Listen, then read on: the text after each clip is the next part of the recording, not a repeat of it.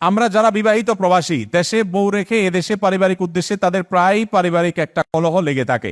তা হলো বউয়ের সাথে কথা বললে আমাদের বাবা মার নামে অনেক অভিশাপ করে, আবার বাবা মার সাথে কথা বললে তারা বউয়ের বিরুদ্ধে অনেক অভিযোগ শোনায়।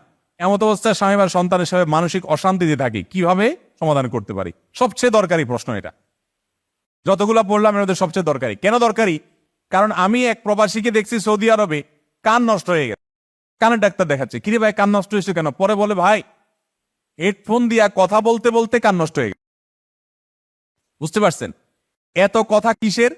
প্রবাসীদের কথা, ভালোবাসা আদান প্রদানের কথা যদি হয় 20 ভাগ আর 80 ভাগ হয় ঝগড়া।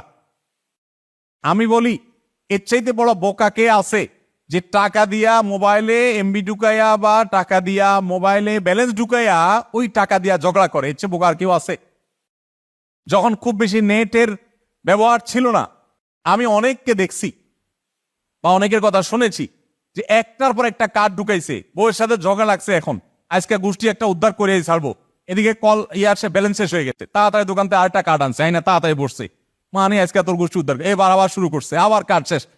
আমাকে বলেন লাভ হয়েছে না লস হয়েছে? লস হয়েছে না লাভ হয়েছে? বলেন টাকাগুলো যে খরচ হয়েছে, লাভের লাভ কিছু হয়েছে? বউ হোক আর মা হোক, ঝগড়া যদি লেগে যায়, বুদ্ধিমানের কাজ হলো বিসমিল্লাতে প্রথম কাজ হলো মোবাইল আগে বন্ধ, কাটা না, একদম বন্ধ, যাতে সেও কল দিতে না পারে।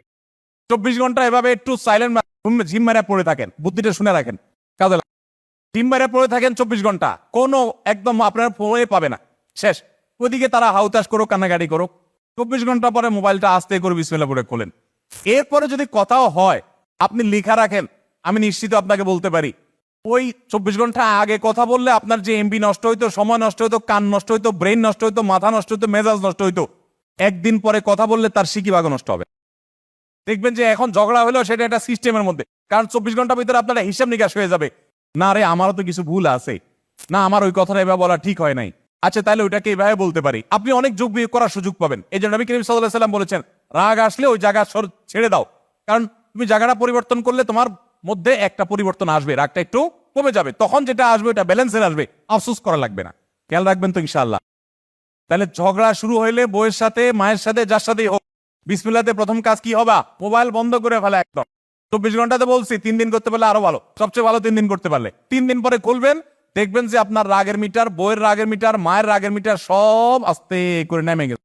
এবার যা হবে সব দেখবেন লাইনের কথা হবে। প্রবাসীরা অসুখী, এত কষ্ট করে টাকা পয়সা দেয়, এরপরে সুখ শান্তি নাই। বউ তো কষ্ট করে ওখান থেকে, কারণ স্বামীকে রেখে সে দূরে একা একা থাকতে হয়, কিন্তু শান্তি নাই।